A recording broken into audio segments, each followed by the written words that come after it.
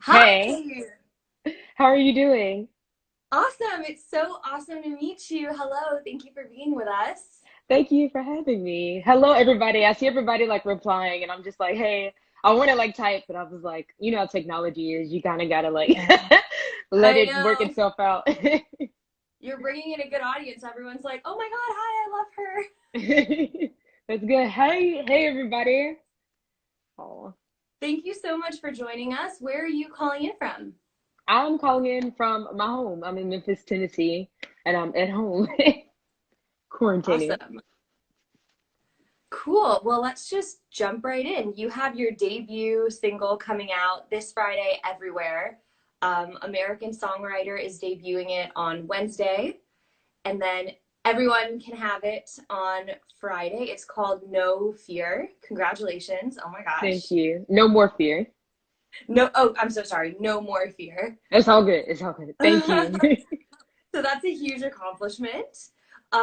This song is awesome. It has a really great beat. It's jazzy, it's funky, it makes you want to dance, makes you want to sing along, but it also has this like very heavy backstory and a message that it really works to convey. So can you tell us about the inspiration for this song, what it's about, what it means to you? Yes.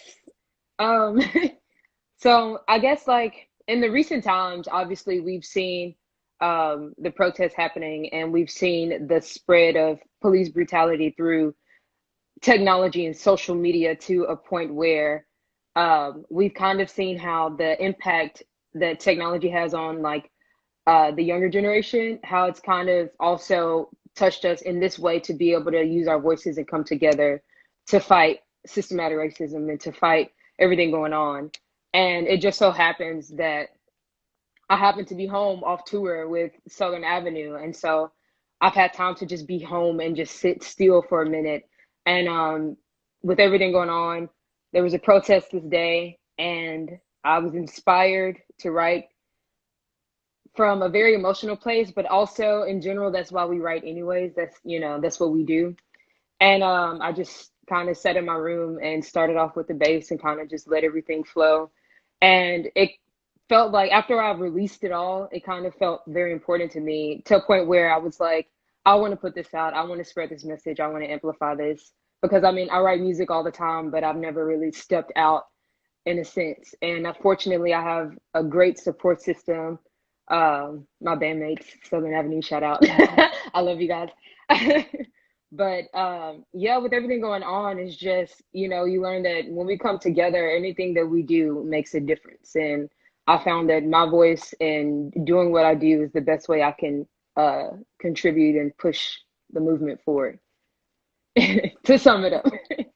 Amazing. Yeah.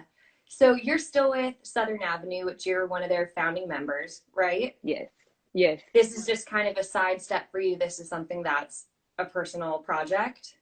yes, yeah. And this song is literally you like top to bottom. You play every instrument on it, you do all the vocals. It's insane. So you kind of started to touch on it, like starting out with the bass, but can you tell me a little bit more about what comes first, like the music or the lyrics, and how you hear every sound and compose Yes. this gorgeous song? It's different every time, but this particular time, I've grown to fall in love with the bass guitar, and a friend of mine gave me a bass guitar, and so fortunately, it's just become a part of like my soul, I guess you could say.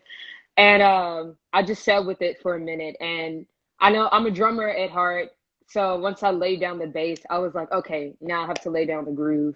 And so I started to track everything on my laptop, and it just one instrument after the next. I just like sat there and kind of let it flow.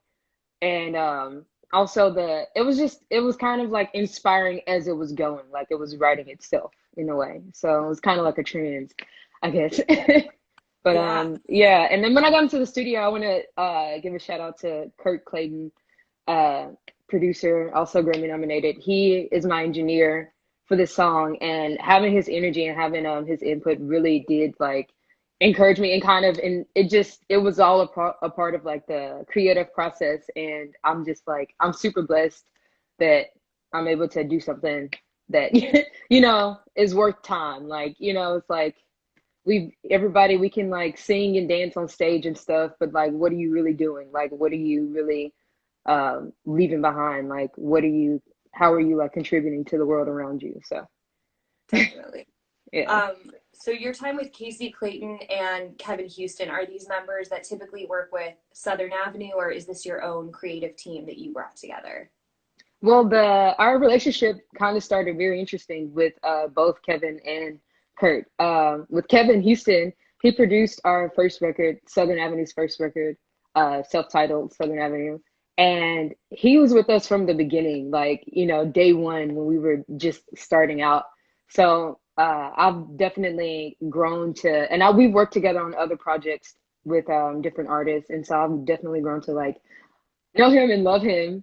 Um, and Kurt, we actually met a friend of ours, a mutual friend, was having an event, and all these musicians came out, and everybody got to jam with each other. So I got to jam with a lot of musicians, and then we connected through that way. And then he ended up being my professor that year at University of Memphis. So he kind of gave me like he's kind of been like my mentor too along the way. So they've Wow. both been here for like the journey the whole time, and this is just like you know another chapter. Yeah, that's amazing. How cool. So I want to kind of get into some more of these lyrics on No More Fear, some lines that really stood out to me. In the beginning, you say, sick and tired of the man trying to get me and my friends. And then you have this reoccurring section that says, no more peace till you bring mine. No excuse, this is the time. No more fear, no oppression. Choose your side or your weapon. Yeah. It's poetic, it's powerful, and then this groovy tune kind of gives it life in a way that we have to take these words so seriously, but there's also such a natural groove that kind of sets in the reality of the situation. Hmm. Can you tell me about that intention and what these words mean to you? Yes. I think in general, being born in Memphis, I've always been influenced by Memphis music, and I grew up in the church, so a lot of my initial sound or foundation derives from gospel music. And so we have a way, people that come from Memphis, you kind of have, well, Memphis has a sound itself. And so the way I tell my story may be kind of resemble somebody else who's kind of been here and had the same experiences. And in a way, it's just, it's hard to really put it under like a category or, but oh, so the lyrics, I'll just tell you about the lyrics. So the lyrics really are saying, obviously, we are working against something that is deeply rooted in America. America was built on a lot of nasty things, but yet we still stand today. Like, look at how far we've come, and that's all the more reason to keep pushing. And so here we are, here we've been here, and it seems like only now people are listening, or only now we're being acknowledged, but we've been here, this whole time with the same Right. message. And so they want to simmer everybody down. The we've had peaceful protests in Memphis. Like we haven't had one protest that turned out into anything violent or extreme. And it's like they want to paint a certain picture, and they want to do everything they can to shut down our voices, to hush us up because it's uncomfortable. It's a very uncomfortable situation to be called out on something and have the whole world kind of just say, you can't do this. Like Right. and so at the same time, my parents, they come from a generation of going through the same thing, but it was a different time. And for them, I heard my dad say, he was like, wow, I've never seen people come together like this, not when I was coming up. Wow. And honestly, my dad is 74. So no, he's 73. He's not watching right now, thank God.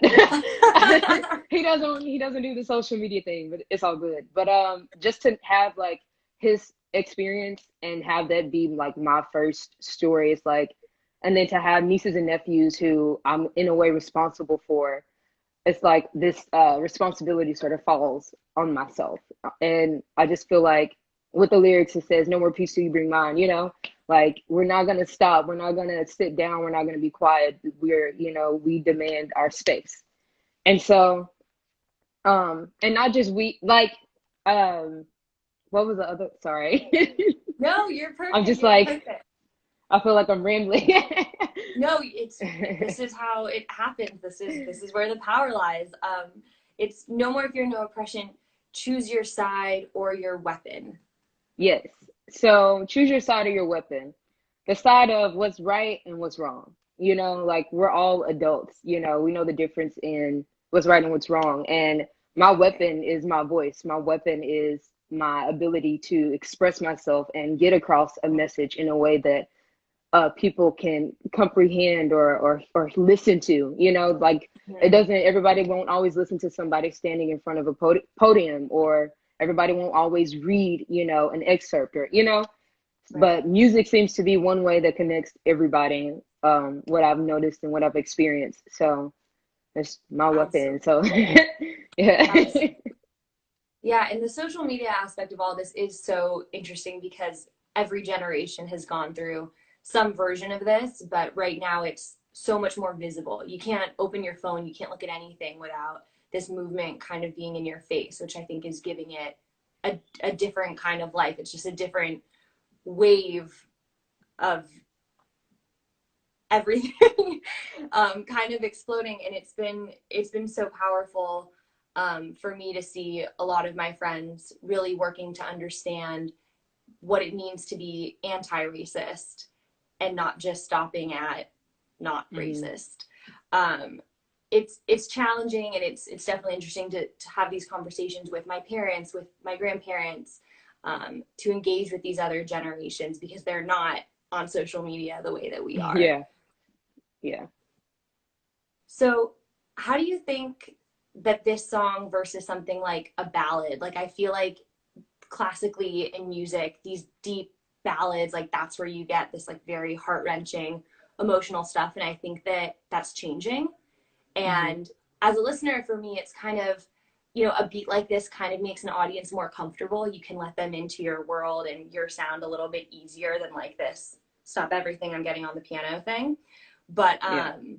do you think is that something that artists do? Is that a choice that you make? Is that like a point of entry for listeners that you think is easier?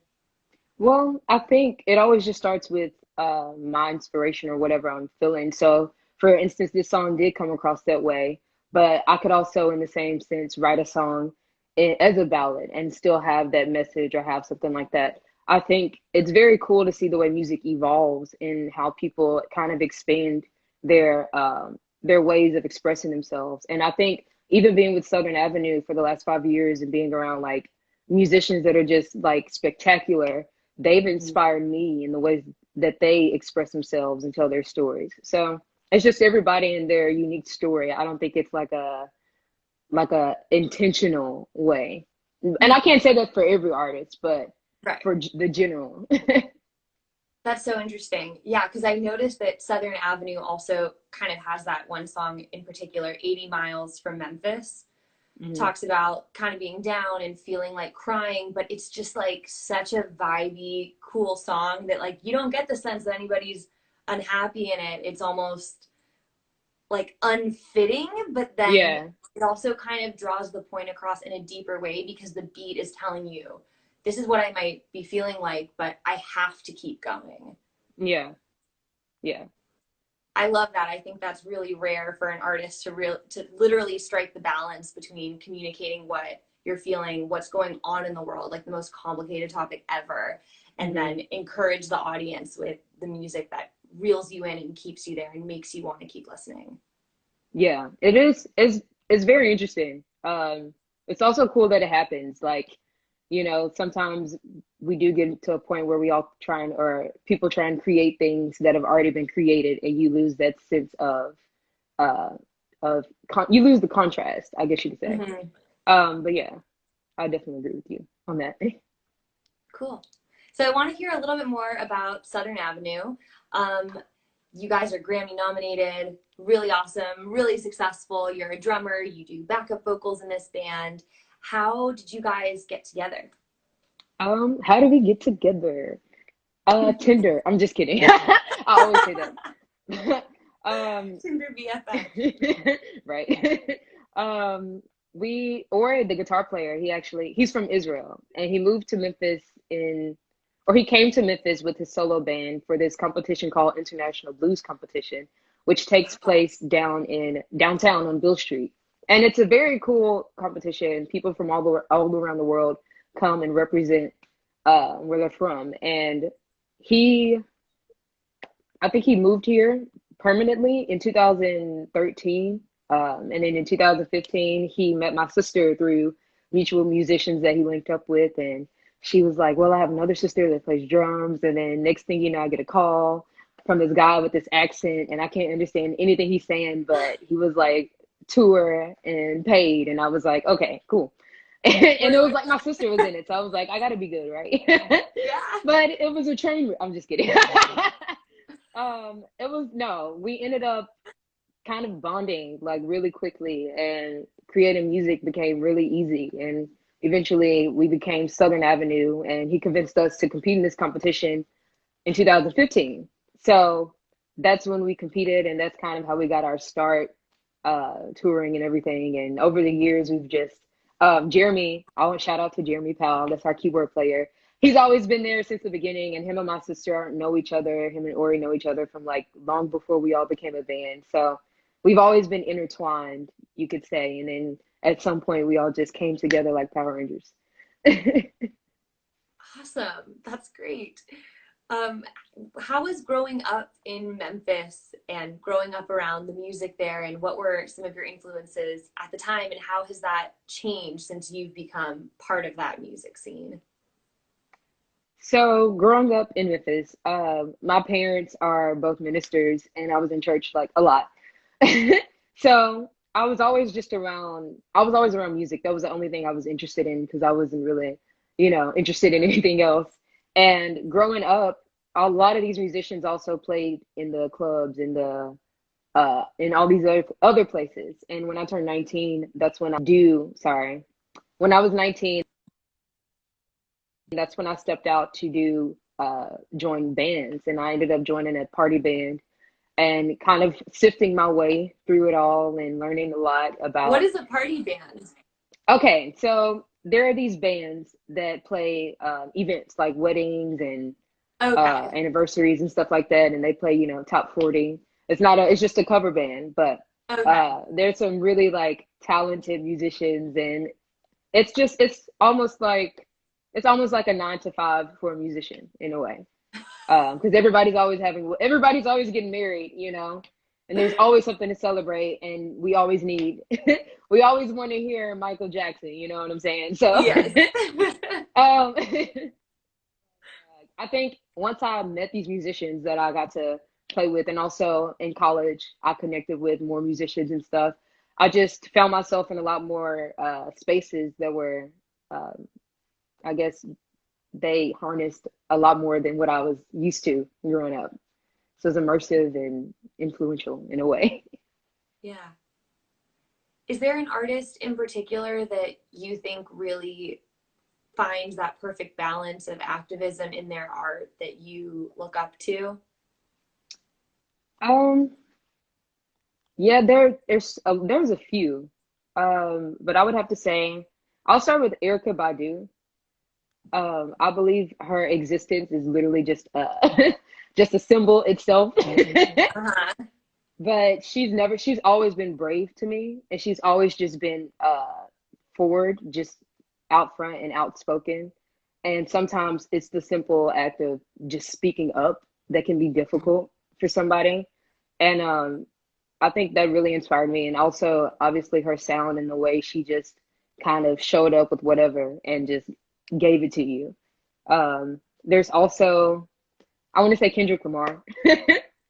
Um, I think when I first listened to him, it just hit me, and I was just like, "Wow, who is this? What is this? I love this!" And I went and looked at his music videos, and they were just so powerful within themselves and so beyond anything that I had seen. And I was just like, "Wow, that's that's exciting." I mean, Uh-huh. that's not exciting, you know what I mean? It's just like it pulls you in, and it's kind of like it does what I hope my music would do, you know? So it's just like being on the other end of it, just looking at something that moves you, that encourages you, that inspires you. And also, you know, kids love it. Right. apparently. And these messages are, they end up in spaces where we may not be able to, or where we weren't in the past allowed to be in, you know what I mean? And so you kind of see how music grows with the culture. It creates the culture, it inspires it. And um yeah, those are just a few artists. Those are good That's all ones. I got.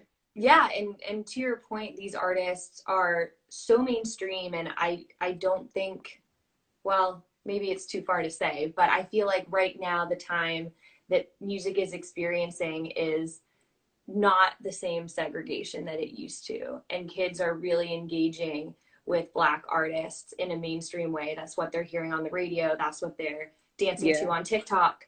And I hope that that integration in young people's lives actually carries over and does the work on the other side. And I think that that's still a barrier that we really have to work on, Hmm.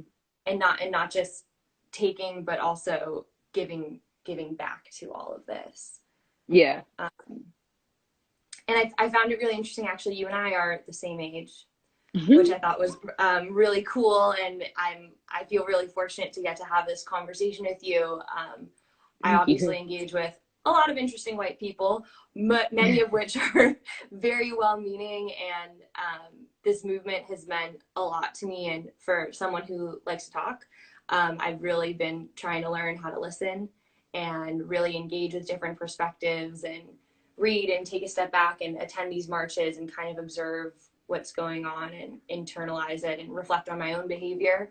I'm wondering if there's something that you want to say, or advice for people like me and kids who listen to your music but like need to make that jump over to the message and the activism behind it.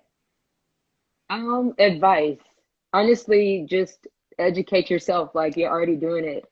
Always just be conscious of the people around you, not just minorities, but everybody. Like we always Mm-hmm. need to we need to like think of each other as a community and not as okay, this is this group of people, or we don't need to divide. We need to come together. There are things at stake. There's a whole virus plaguing the world right now, you know, and there are Right. people that are suffering. So it's like, how can we help this? The education systems and everything. So it's like, think about the kids. Like, how can you help kids? That's one way. I always talk about kids because I love children. I love the fact that like they are, you know, the fate of the world rests on their shoulders. So if you want to get something done, you just knock on their door.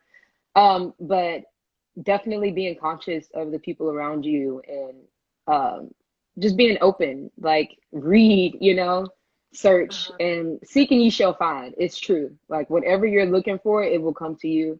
Whatever you want to do, whatever, how can you help? It will come to you. Um, just believe in yourself, you know, wanting to do right, wanting to do good, and wanting to make an impact or a change. Like it starts there, and so it keeps going. So that's it. That's all I got. Thank you. Thank you. I appreciate it. And I think that music is the closest thing we have to a universal language. And we ask a lot of artists to use their platform in a thoughtful way. And sometimes it works and sometimes it doesn't. And I think your music is, it just feels so natural and so necessary. And I want people to hear No More Fear, and I want people to engage with it. And I hope that we can expect more from you. Do you have more solo stuff in the works? I do. I plan on releasing a few more singles before I release a full project. So it's like Awesome. very dive just diving in. And I also love Southern it. Avenue, we're working on our third album. So it's all being juiced right now, I guess you could say.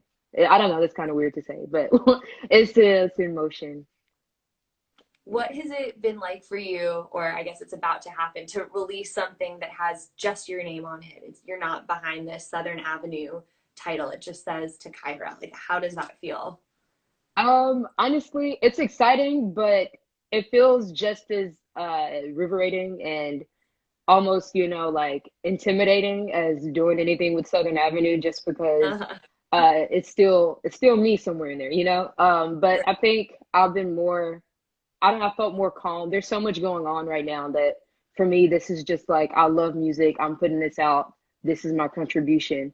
Um, Rather than like, I'm not doing it for fame. I'm not doing it to gain anything. But I think that, as a young creative, it's beautiful when we all can do what we do and it doesn't have to be, this everybody doesn't have to do the same thing to contribute to the world. So I've just been excited and it's been cool to see people, be excited for me and everything like that. So to everybody watching right now, also I wanted to say thank you for tuning in and thank you for having me, Oh my Danny God, are and you Tower kidding? Records. I'm Thank definitely you. looking forward to this. So Oh, um but yeah, I'm it's so just glad. yeah, yeah. Yeah, I'm these super live streams grateful. are, I'm sorry, what was that? No, I just said I'm super grateful. Oh, good. Well, we are two times over. These live streams are like kind of weird and new. It's like this live video chat with this person you haven't met before. But we do also post these on our Instagram TV, and we'll have this up on our Pulse blog at towerrecords.com, so everyone can watch it. I know it's hard to like be ready to go on the minute that we go live, but we are saving this, and everyone who wants to watch will get the opportunity to. You can even send it to your dad. You can send him the link. Right? I'll have to put it in an envelope or something. I'm just kidding. Yeah. Okay, I want to ask you one more question about you as a musician. When did you start playing drums and why has this become kind of your instrument of choice? I started playing drums when I think really when I was like 6 or 7, but I'll just say 9. Um, my family, they're all musicians, and we always had equipment in the house. So at any given point, you would hear somebody playing the piano or playing the drums. I have an older brother, he plays drums. And when I was Cool. 9, I was like, you know what? I want to try this. And so I sat down one day and I thought that he would be upset with me being on there, but I guess he heard potential and he let me keep like messing around with it. And so eventually he showed me a couple of things and I just ran with it. I was just like, I fell in love with it. But piano was like my first instrument. I was little and my sister had my first keyboard, I guess. And I would like Uh-huh. learn the songs, the little classical songs on there. And then every first Sunday at my church, they would have youth Sunday and I would like play what I learned. But as I got older, it was just like drums just became, I think it felt natural. I'm really clumsy and heavy-handed as a person, so drums really just works out that way. Okay. um, That's so funny. but my dad plays guitar, and so I think when I was in high school, I was on YouTube and I looked up Tommy Emmanuel, and I took my dad's guitar, and at that point, I was like, I think I want to try this. And so from then, I just kind of kept messing around with it. And the more you play, the better you get. I wouldn't say that I'm like an amazing guitar player, but I love the guitar. I love the bass. I love any instrument that resonates, that Yeah, rings. So if I can get my hands on it, if I can figure out how to use it, then I'll use it. I love that. I've also learned that most artists that say, I'm not great at guitar, but I play guitar are really talented guitarists. There are just so many like amazing guitarists in music. Like you hear about that instrument the Yeah. most. I feel like people get timid, but I mean, you play everything. It's unbelievable. It's weird. It's like I don't know. I don't think about it. I just think like I don't know. You hear music and whatever attracts your ear, like that's what you're drawn to. And then I'm just like ADD, like okay, all of it. I'll take all of it. But I love. yeah. Well, your drumming videos are especially awesome. For anyone who hasn't seen them, they're worth checking out. They're really, really cool. Thank Um, you. so thank you for sharing that. Okay, one more question for you. At Tower Records, we have a saying, it's no music, no life. What does that mean to you? No music, no life. I think music is the very fiber of my existence, and I think that if it wasn't for music, we wouldn't have progressed as much as we did, as we have so far. I think it's just as much of the culture and a part of our storytelling. And, um, So I think that without music, we're kind of missing pieces of our language because we have dialect, but music also is a language that it kind of maneuvers a different way. So no music, no life, and count me out. If we're gonna get rid of music, I'll just I'm good. I love that. I agree. Okay, thank you. I want to make sure that you have the last word. Is there anything that you'd like to add? Anything else we need to know? Oh no, you guys are all beautiful people, everybody watching, and I wish you love and 6 feet, wear a mask. Um, and yeah, good peace and love. Thank you for having me as well. Absolutely. Thank you to Kyra. No More Fear is out on American Songwriter. It premieres there on Wednesday. It's everywhere this Friday, August 14th. We're lucky to have it. Everyone, please listen to this song. It's really beautiful, really powerful. Thank you for taking the time to speak with me. Thank you for supporting Tower Records. This was really a privilege. Thank you for all your thoughts and Thank stories. We you. appreciate it. Thank you. Thank you. I See hope we you get to later. talk again soon. Yes, And yes. be well and enjoy your solo release. This is your moment. Hey, thank you. Thank you. Have a good afternoon.